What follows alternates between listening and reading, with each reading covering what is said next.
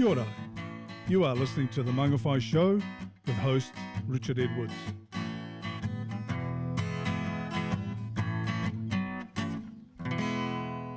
Hello and welcome to the first episode of the Mangawhai Show, a new podcast dedicated to the small seaside town I call home and have grown to love. The spectacular beaches, the hills, the clear air, and especially the people. I'm your host, Richard Edwards. You may know me as the loudmouth Mangawhai driver, but my day job is as a writer, video producer, and kind of entry-level podcast host. I've lived here with my wife, Sally, for going on 5 years, and we've begun to raise a family here. If you ever hear a noise in the background, it's likely to be our toddler Maeve, or perhaps one of our 2 snorting pug dogs. The podcast is my way of learning more about Mangawhai. There are so many interesting stories here to explore, so many great chats to have. We've got a great one coming up in just a few minutes, but first we have a couple of regular features just to keep you up to date with what's going on in our little community. It's time for the news. Right, so first we're going to check out the local headlines with Julia Wade of the Mangawhai Focus. Thanks for joining us, Julia. Thanks for having me, Richard. So what's kind of the news around town at the moment? I understand there was quite a big vaccination event at the St. John's base recently. There was, through September, on 4 different days. Over 300 people, I think, showed up and got vaccinated. And it also attracted a group from the Mangawhai chapter of advocacy group Voices for Freedom as well. And I gather you spoke to a couple of them. I'm sure there's some varied views on vaccination around Mangawhai, or there certainly seems to be. There does seem to be, yes. And I spoke to a member from Voices as well as a concerned parent about their issues and their views and where they were coming from, yes. And I gather you've got quite a detailed discussion around the issue in the paper where it's probably given a bit more air than it is in what we can do in a few minutes here on the podcast.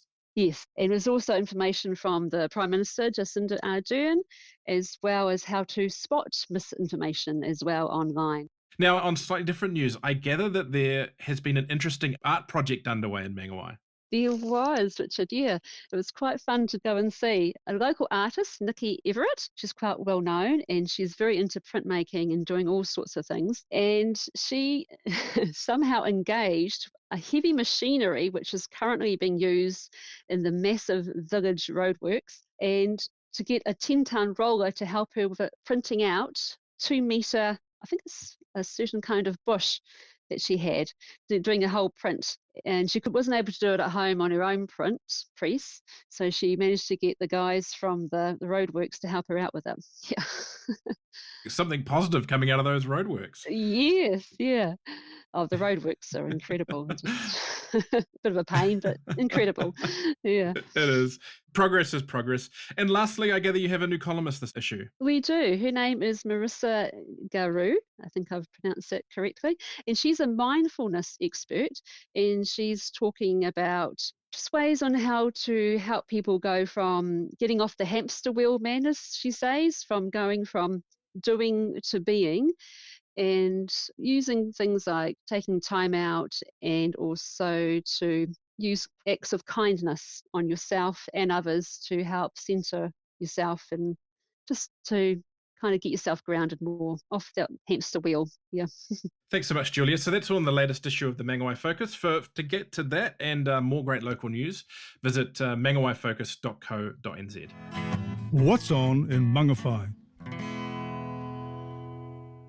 So to find out what is going on around Mangawhai at the moment, we are joined by Ruby Mitchell from the Kaipara District Council. Thanks for joining us, Ruby. Thank you, and kia ora everyone who is listening. So what is happening around a town at the moment that's worth checking out? I'm guessing things are fairly restricted by COVID kind of rules and so forth. Yeah, we do have a little bit of that at the moment, and I guess community event organisers have kind of got their plans on hold for the next couple of months to see how the restrictions are going to ease, but we can definitely got a couple of things coming up at the moment. We've got, from the Mangawhai Museum, we've got their book month. Now, this is normally their Labour weekend book fair, but they have decided to extend this, and it's going to start on the Thursday the 14th of October. It's going to go all the way through till Wednesday the 10th of November, so that's a good chunk of time to be able to go there and check out the books, stock up on the bookshelf in time for summer, and there'll be lots of reads and quality finds to check out. And if the rain's anything like it is at the moment, then a good book's probably something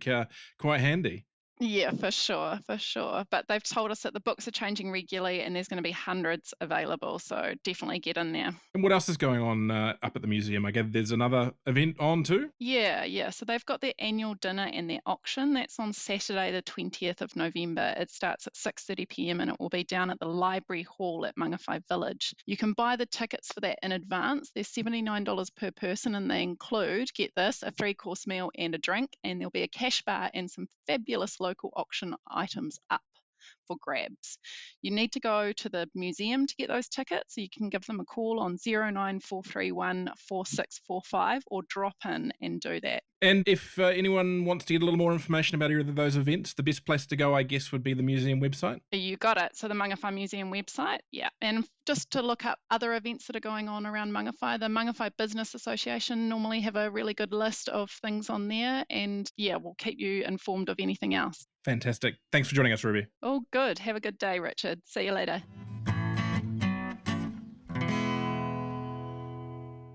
The core of each episode is going to be a chat, an interview, a discussion, a sitting around with a cup of coffee or something a little stiffer and chatting about the people of this town. Sometimes it might be something a little more newsy and relevant. Sometimes it might be something a little musical, but it's going to vary and I think they're going to be great. Now, our first chat is with Gareth and Anna Wilson from Brewed As Collective. Now, many of you guys will have seen their path from a small little coffee booth in Wood Street into their large cafe down hidden behind off Fagan Place. It's a really popular place for getting together in Mangawhai. Their food and coffee is fantastic. I sat down late on an afternoon with them to have a really good chat about their path there through the hospitality industry, Gareth's absolute love for coffee, and where they see the town and the entertainment scene up in the heads going. Enjoy. Let's have a chat. Okay, so I'm going to ask this question, just to be a little bit cheeky before we start. We're in a cafe, but you're not drinking coffee. Tell us about what you're drinking. This afternoon is actually a Hennessy cognac. It's not something I'd normally drink, but I wanted a spirit on ice to drink, and that was what caught my attention. So here we are. And we've got a beautiful Thompson's whiskey. I'm drinking some water, but I think even the water's a bit special around here. Yeah, it's an alkaline water. Basically, they say that you need to drink 8 glasses of water a day. With this particular water, you can get away with 4 or 5. It's how alkaline your body actually converts regular water, which is a neutral pH, to alkaline before it can be absorbed. So we're in your beautiful cafe here, Anna and Gareth. Fantastic space. I think everyone in Mangawhai must have been here so far, but you guys have obviously got a bit of a backstory. I guess that's the idea of the Mangawhai Show, is we're trying to dig a bit into people's backstories. How did you get here? Because this place is a fantastic, nice, beachy cafe. Your last place wasn't exactly the same. It was right in the middle of the city. You're correct, yes. We had a little 9 square meter, just a coffee kiosk. It was just takeaway coffees with a few slices and a few bits of just grab food, really. 6 meters long by 1.5 meters wide. Yeah, a little 9 square meters, which was great for us because I've been doing coffee for a long time, and it was that time, we'd had a few jobs since coming back after traveling, of the realization of perhaps we need to look at working for ourselves. And that's what we decided to do. So we, wanted to dip our toes into the self-business venture.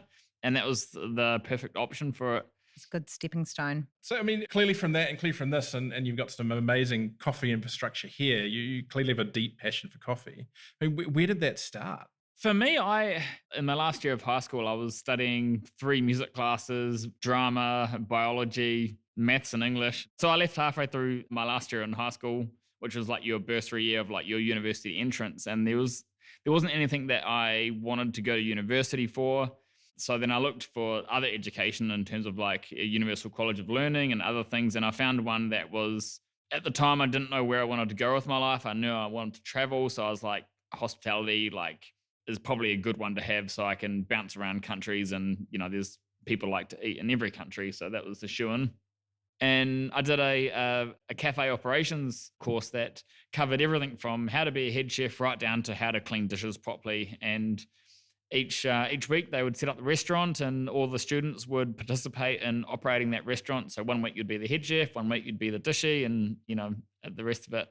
But it was the coffee that really stood out for me, and that I wanted to dig my teeth into. And at the time I was like, oh, sweet, I should have this nailed in a year or so and be a professional at it. And here we are almost 20 years later, and I still get taught many lessons about the industry. And especially it's in terms of, if you compare it to wine or other alcoholic beverages, the coffee industry is still very, very new, and we borrow a lot of techniques and they're still evolving quite a lot. So I feel very grateful to be an industry that, as much as I know, there's still twice a huge amount of what I don't know. And Anna, is your path quite as coffee focused?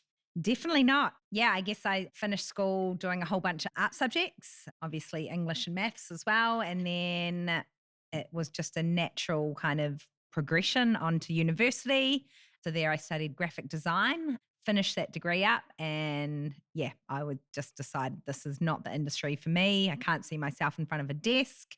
I just need to be around people. And I was pretty tired at the end of it as well. So I just wanted to get away overseas. That was always a passion and goal. And from there, I got a job at a restaurant or tapas restaurant called the Olive Shed. I did lie on my CV to get that job and just to get my foot in the door. And from there, loved it. It was a great way of meeting people and just kind of getting involved in the culture of the place that I was living. You guys met while you were traveling, is that? In the magical place of Chamonix. So we both had a passion for snowboarding. And yeah, I never expected to meet a Kiwi on the other side of the world in France in a small little kind of town. I traveled to the other side of the world to meet another Kiwi. The French are crazy, man. Like, they're very emotionally attached is probably the most politically correct way to say it. When they're up, they're up, and when they're down, they're down. And so then bumping into Anna on a night out there, it was so humbling and grounding, and just, it was really, really nice. And then obviously to be reassured of that great minds think alike, and the rest is history, really. Like, it was, yeah. And the same with, we meet a bunch of friends, and that town in particular attracts such a high caliber of people. Like, the people that you meet there have like climbed Everest, and they've climbed that mountain peak several times, and it's just such a wild energy of people there. But also very humbling. And humbling too, yeah. And most cases, like, you go to some ski towns and there's a guy like up on the stage, like yelling about and saying, "Oh yeah, we hit that kicker and we did all that stuff," rah, rah. But what you soon learn is actually it's the guy sitting quietly in the corner having a drink to himself. He's the dude that you want to go have a chat to, because he's got the stories to tell. Where was the step from the Newmarket Cafe up to Mangawhai? We didn't know of Mangawhai before we even were in Auckland, but it was the longer. I mean, I never wanted to be in a franchise, because I'd worked for a friend that was in a franchise, and I saw the constraints and the problems that they had with being in a franchise, of trying to be your own business owner, but you're not really, because you have to conform to these constrictions of adhering to the franchise contract. And after 2 years, they changed hand a few times, and just a few of the things that they wanted to implement from a business owner that had not been in hospitality, I found really hard to grasp with, of just a few of the changes. And I won't go into the details of that, but that was kind of the end of it. It was like, okay, we'd outgrew it as well. We'd kind of learned what we could within that, and it was just time to sell and move on. And I guess from there, we met Evan. That owns the Lumsden, which is the sister of Evan King, yeah. Yep, Evan King, yeah. So it's a really good free house down on Broadway and Newmarket. Like, it's an establishment, like just their rolling taps. Yeah. It's banging. And he kind of took us under his wing a little bit and said, "Hey, look, I can see you guys are great operators. Like, I've actually got, my world is spirits and beer, and I keep getting hassled. I've got a place up in Mangawhai that people kept hassling me for coffee, but I've got to be honest with you, I love drinking it, but I don't have any cares for it. And as much as I know about beer and spirits, I'm sure there's the same for coffee, and I don't have the capacity to dive into that industry." So Evan said, "Look, don't worry about that. Like, I've got like a beach bar kind of up in this place called Mangawhai, hour and a half north. I've got a courtyard. You can chuck your coffee machine in it and just come up and do a summer and just wait out the 18 months that you've got the restrainer trade." We came up and did a summer up here, and we were blown away. Like, it was awesome, man. Like, just the vibe and the people, the community, all of the things that you look for when you're looking towards a new town. Had a good energy. Had a good energy about it. There was this established older community that, lived around it. But then as soon as summer came about, just this vibrant pop of energy comes, and it was just, so we did the summer, and then we actually then at that stage we were kind of under the Free House's kind of his coffee shop, and that was what we had agreed on. And then we kind of thought, well, we kind of like it here, because our full intention was, after we sold that business, was that we go into a summer, wait out the restraint of trade, and then we'll go back to Auckland, and we'll invest all our money that we sold the business on into a cafe somewhere in Auckland. But after spending a summer up here, we're like, well, actually, the lifestyle is pretty nice. Like, I think a lot of people do that. They visit here and they go, hang on a minute. Like, is this a plausible decision? It's like, we get to go surfing or kite surfing. We can go fishing. We can enjoy all the things of living in a tropical area and still earn money in the profession that we're in. Like, we need to dive deep into this. The warmth of community as well was definitely a big one. And I think it's got bigger, and like being a part of the community has just felt bigger and bigger the longer we've been here as well. So you did summer with that, you decided you want to stay, and you found this place, which I think at the time was a computer and photocopy shop. It was, it was, exactly that, a computer printer. We've still got and we've purposely left them like the printing marks, or like the computer copier machine marks on the concrete, which were proudly left there. And you guys did a lot of the work in converting it yourself, from what people could see from the outside. Certainly, it was. Bang on the nail. Like, aside from the actual framing to make sure that I didn't build a wall that was going to fall on someone, we had a very good friend, not at the time, but they have just gone into a beautiful relationship. A good friend of ours, Craig Wallet, who's a very, very, very skilled builder, who just, the ideas that he threw at us, like, honestly, if we had an unlimited budget to throw at this place would just be ridiculous. Like, especially coming from it, like, because he's not in hospitality, so like some of the ideas that he had were like, Craig, that is out the gate, but like, there's a part of me that wants to do it. I remember coming down through here one day, and you were standing outside with a blowtorch burning wood. That was my job. It was yours. And it was most of our walls. So Craig did the framing to make sure that they were all, like they were structurally sound, but all of the aesthetics that you see when you come into the place have all been done by myself and Anna. A lot of it is what you'll see is a Shoshogiban, which is an ancient Japanese technique of preserving wood. And that's why, like, a lot of the temples in Japan you see are black, because they actually burn it to what they call like a dragon skin, and then they scrub it back, and then they just leave it with a tung oil or something like that. But what it does is just accentuates the beautiful wood grain of the wood, which is really warming and gives a nice texture. And to be honest, it's just evolved. It's just evolved. To start with as well, it was by doing it ourselves, it saved a lot of money. So by painting and building the tables, doing what we could allowed us to open, essentially. It was, And it was I don't know if it's not ignorant or like it. In hindsight, I see that was actually a really good choice to do. But at the time, we didn't want to expand. And that's why we took a year to kind of open up to evenings, is because whatever we did, we wanted to do really well. And this was our first kind of restaurant, air quote, if you obviously can't see my hands, first restaurant that we had properly done. So we wanted to make sure that each step of the way, we had our full attention and our full capacity to do the best that we could on each of the elements of the business. So although there was, it was really hard to, especially in the first kind of 6 months to a year. When are you guys open up for business? When are you guys going to open up for evenings? When are you going to be able to do this and that? And every part of you is like, I want to do it now, but we just know that managing expectations and just knowing that what we want to do it really well. So I guess, mainland said it right. Good things take time. Yeah. How would you describe the menu? It's kind of an interesting one. I find there's quite a healthy kind of natural vibe to the menu, but also a few hints like in the decor of Japanese a little bit in there as well. How would you describe the menu? Well, originally, when we first opened, we literally just had a cabinet, and Anna, who's had no chefing experience, was in the kitchen doing all of the cabinet food. Huge respect to chefs. Yeah. Oh, it's a hard job. And the ideology was that, I just want food that people can come in and they leave feeling better than they did than when they arrived. And that was kind of the first idea of what we wanted to create. But then as the business evolved and as we started to understand, is that actually, if I've had a few drinks the night before, and sometimes a good chicken burger is what fills my soul and what I want to feel good. So it's been real important for us to I will find admit that. to have had a couple of those, in my time. It's us, that's why there's bacon in the Bloody Mary. It's also having food that is, I guess, not only wholesome, but it's choosing as where we can locally.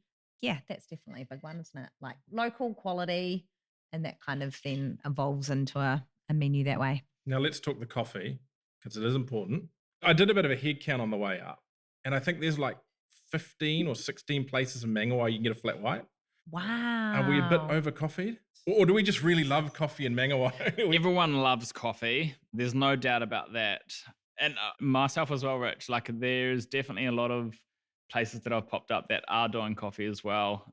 There's a difference. Like there really is. Even in our menu as well, like what a lot of people don't understand is that the coffee beans that we source, and a lot of other people do as well, like coffee doesn't grow naturally in New Zealand. So any coffee, even if it's on the lowest grade, any coffee that makes its way into New Zealand has been cultivated on a farm that takes years to get even sellable.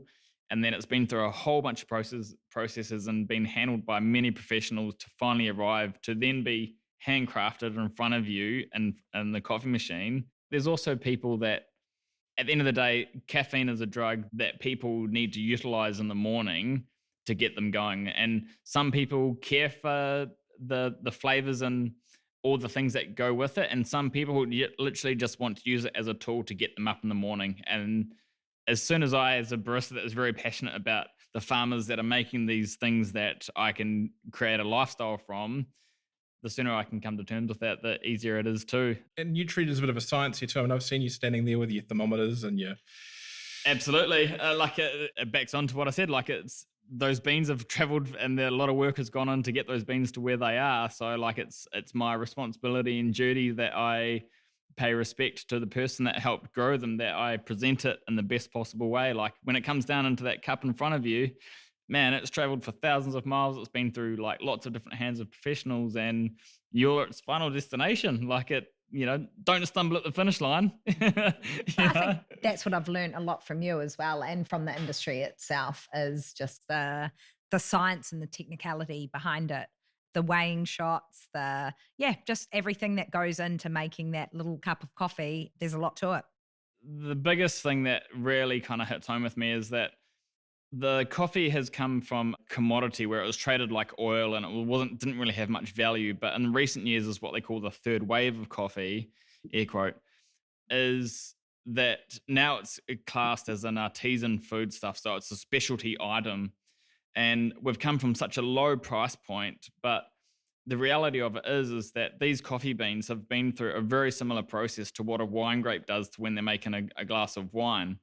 And like at any bar, you could go and pay $10 to $15 for a glass of wine and no one will ever bat an eyelid. And literally the bartender literally pours it from the bottle. Every single coffee is literally ground based on the humidity of the day to get the perfect coffee shot out. So it's literally made to spec in front of you, and anything more than $5 and people lose their and it's like, well, actually, it's also a drug like alcohol.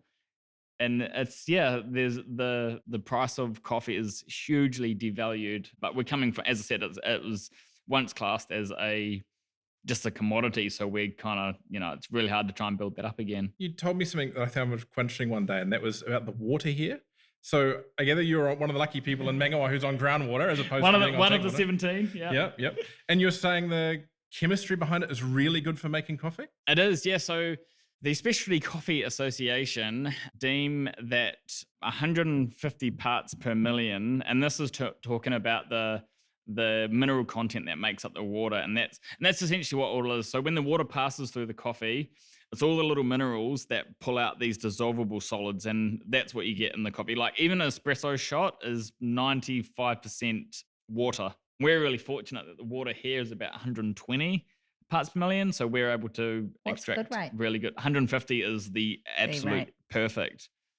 You took the slightly controversial move a while back to ditch paper cups. How's that system going with your metal Return Love cups. it. You love it? Love it. More than I expected, Yeah. to be honest. And it's been perceived better than we expected.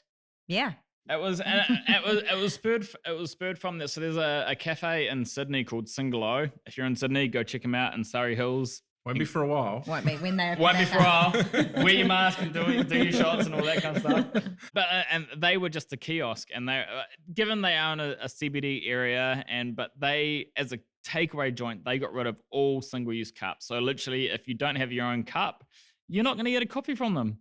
And it was kind of that realization of like, no, you know what? Like us, as we are providers of these things, and we need to set the trends. It's up to us as the business owners to go, no, you know what? Like, this is how the drink needs to be served now. And the realization of New Zealand's industry is that we don't have the infrastructure to compost all of these things down.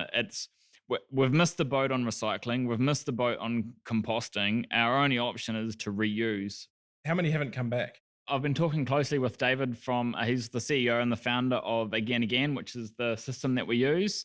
And nationally, so we first saw Again down in Wanaka, and a Wanaka officially single-use cup free. And we just thought, well, actually, if Wanaka can do it, Mangawhai can. Yeah, Wanaka, we're going to beat you. The straw. that was the straw. That's like, well, if they can, like Mangawhai definitely can. Like it's so possible. And from our observation over the summer, my estimate was like maybe 4 or 5%, like out of the people that came in, I want a cup, and then they just storm out and do their own thing. I would say it's probably around 2 to 3% at tops. Max. And the thing is, like we're very sustainable conscious, and we are really trying to do all the things that we can to negate our negative impact on the environment. And the thing is, if they're upset that we don't have these single-use cups, there's probably a whole bunch of other stuff that we do that they're not going to be happy about. So this is a tricky part. You guys probably kind of sort of missed the controversy around Maz and the. No, we were here for that. We were here for that. There are some details that I don't want to go into on that one. Yeah. No, like the thing is, like if you're upset about that, then they're probably not. And rarely do I want to turn away customers, but for the sake of them having a better day and us not dealing with people's difficulties, I would rather them go get a coffee somewhere else. Because if they're upset about that, there's probably a ton of other stuff that they're going to be upset about as well. And to be honest, I want people to come and enjoy Ethos. I want to attract people that want to, They're aligned. I saw this t-shirt once and it said, let's start treating this planet like we intend on staying. And it couldn't be like, yeah, we probably should. And as we said, they've got 14 other options. Exactly. So it's... Now, if we talk about this area here in the Wood Street area, I mean, Wood Street's gone through a lot of change in the last few years, the roading layout, the new car parking, which, well, controversial, I love. Never failed to get a car park since it's been changed around. Next door, you've got the team from Gringas moving in. And I think there's talk of a Twilight Market and so forth and that focusing on food too. Are you guys hoping the Heads is really going to become a bit more of a dining area? Because I know historically kind of people have migrated towards the village to eat at night. Yeah. But you want them staying up here, obviously?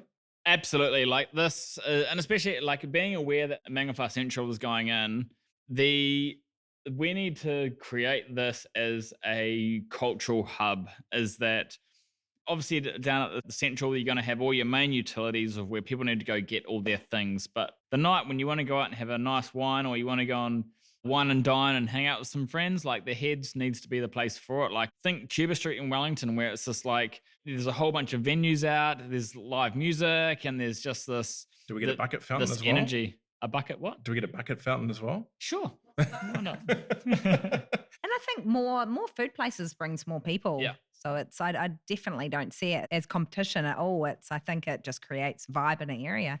Yeah.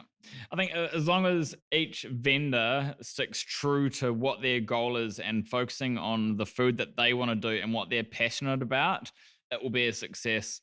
When we first took on this lease, because before, it was the Samba and the computer and printing shop, this wasn't a desired place to come and kind of hang out. And a lot of people said like, oh, are you sure you want that lease? It's off the main road and kind of out of view. I think I was one of the people that said that. Yeah, I'll admit to being wrong. But in my experience, every single like good cafe that I've been to, it's down some stupid alleyway that I really have to hunt out. And to be honest, it's worked in our favor, because then the people that do find us and they enjoy what we do, they're the ones that are going to be like, hey, tell a friend, hey, this place, you'll love it. It's on the backside, but if you find it, it's absolutely amazing. And now we have the advantage, especially with the new landlord that is investing a lot of his time and money into the infrastructure of it. This is going to be a rad place, man. He's built a stage for live music, and again, when Gringers opens up, evenings here is going to be such a jam, man. Like live music, we've got some tequila and tacos, and over this side we've got some tapas and like fine wine. That is awesome. And it's a summer evening for me. That's an exciting way to look at how this summer's going to be. Thank you guys so much for talking to us. This is, I think, by the time we get to it, the first interview on the Mangawhai Show. Really appreciate you guys for giving us the time to tell us about your history and this really cool business. Oh, thanks for inviting us. Thanks for having us, Rich. Absolute pleasure. You. What a great couple. I hope you enjoyed that interview, and I hope you've enjoyed the show overall. Thanks for joining us and listening through the first episode of the Mangawhai Show. If you've liked this, please do like, rate, and subscribe it wherever you're listening to it. Also, head over to the Mangawhai Show Facebook page and join us there. We'll post a little bit of stuff in between episodes, and also it'll be the first place we'll let you know when a new episode is coming. So we will catch you in a couple of weeks' time. We're going to try and go fortnightly initially, maybe weekly later on. If you've got any feedback on the show, or you want to send us even an audio message to put on the show, then don't hesitate to contact through that Facebook page or email me, richard@themangawhaishow.co.nz.